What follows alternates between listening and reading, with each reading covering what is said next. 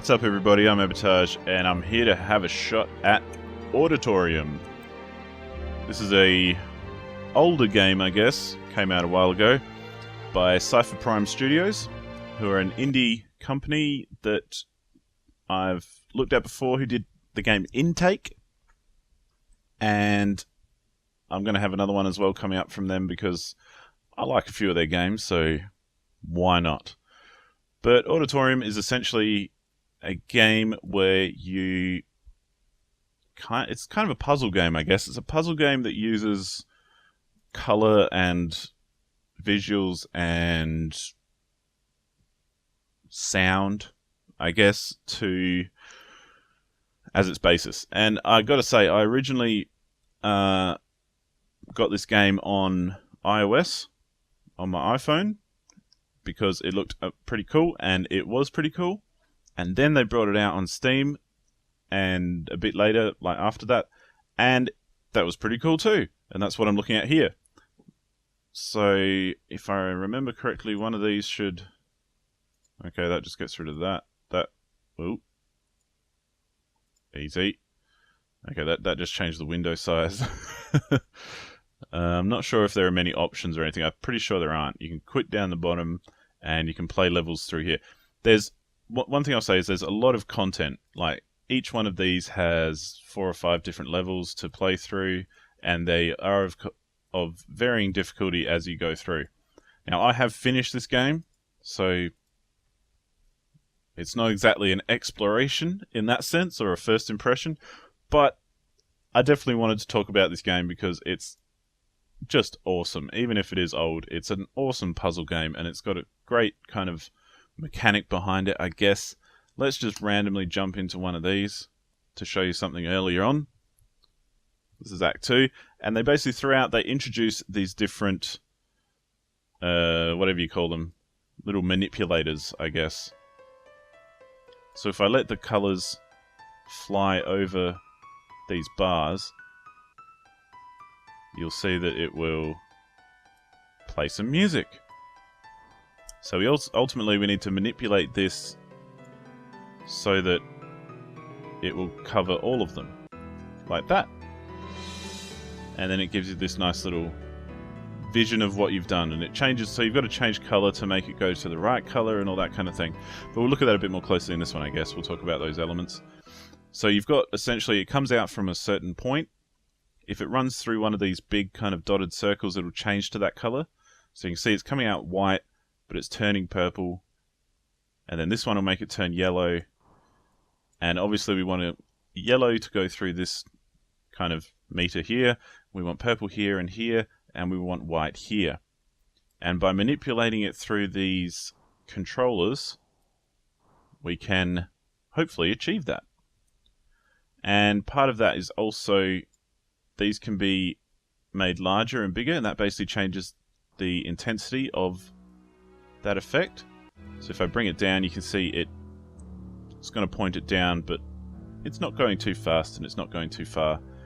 If I take that up, you'll see it'll rush down a lot quicker and have a much bigger impact. So that's enough to get us down there, sure, but then we don't have any purple or anything like that. So maybe we need to do something like... because we also need white to go over here. So maybe we need a bit of something like that. Maybe.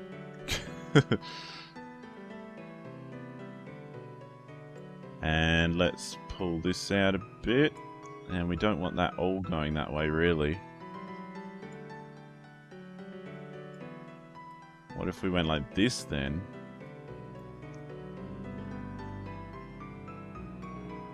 We kind of do it like that. Can move this across a bit so it'll go more to the right. Perhaps. Or pull this back in a bit. No, then we're losing that. Maybe make that go up a bit. One thing I do like about this is that there is enough trial and error that you can kind of figure it out eventually.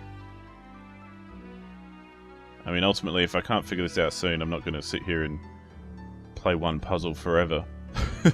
Because I literally haven't played this for a long time, but I have very fond memories of it, and I still play it on my iPhone when I've got some spare time on there. Because it's a good one for that. Okay, we want a bit of that, maybe. That looks pretty good. Is that going to be enough? Because you have to maintain them all at the same time. So if you have a little bit going in, like here, it might not be enough, but that seems to be enough there. Cool. So now we've got more and more of these, and you can see it's getting more and more complex, but let's jump ahead to another one. Again, I'm not sure what these are, but let's jump ahead to Act 10 and see what the difference is. So now this is introducing this one, which just blocks it straight away, apparently. Or it does a bit of that. Okay, so this one kind of gathers it up inside itself. So we could do a bit of this, or a bit of this. There we go, so that we've got it going into the color and bouncing back. So you see that introduces that new modifier. And we'll need to do something like this.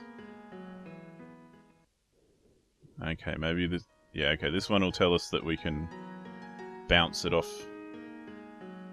the edge, like so. So let's jump towards the end of this one, because that'll use a bunch of different things. So yeah, here we go, this one as well. This one just literally sends it back the way it came. These ones will move it around. Again, this stuff on the stage will do stuff as well. Let's see if I can make it do something. It acts like a kind of a portal almost, because it'll send stuff into there and out there. So you can kind of see how it's going and what it's getting at, I guess. Like I said before, I'm not going to sit here and try and solve these in front of you, because that's just silly. And at the end of each one, you get a nice little chorus of the music that's been used for that level, for that act. Because essentially each of, as you fill colours and stuff, each of them are like a different instrument that adds to the entire soundtrack. And that's pretty much the game. So I'm not going to go on too much about it, because it's pretty straightforward and you can see what's going on anyway. But what I will say is that it's definitely worth checking out, because it has a whole lot of content and the puzzles are quite good and head-scratchy the further you get along. Like this one will kind of whirl it into a vortex like that. So you need to obviously grab enough and have it come all the way back around so that it will hit both of those. And so you can see with all these different modifiers connecting up together, it'll end up being quite complex and quite, quite difficult to do each level. Pretty much. And let's pop that there. This one's fairly simple. The rabbit basically speeds things up. So you can see red, red, red, so it's hitting that red, changing it to yellow, and then sending it all the way back up there. So yeah, that's my look at Auditorium. I say go check it out. It's on Steam. There'll be links in the description and links to the publisher, developer, / all that stuff. It's a great game. I wanted to talk about this game because I've spent a lot of time playing it, and I've spent a lot of time having fun with it and being really absorbed by it. It's one of those ones that's kind of... You can play it as a simple kind of downtime game. Do a couple of puzzles here and there and kind of scratch your head about it. And it doesn't demand anything too much of you. You just got to get through each puzzle and figure out what the modifiers do and kind of make them work. And that's a lot of fun as far as I'm concerned. You don't need... I like having a variety of games, and this one is definitely one that I like having in that variety, because it really is satisfying. And yeah, that's all I've got to say, I guess. So go check it out. Again, check the description for links, all that sort of stuff. It'll all be in there. Thank you so much for watching, and I'll see you on the next one. Goodbye.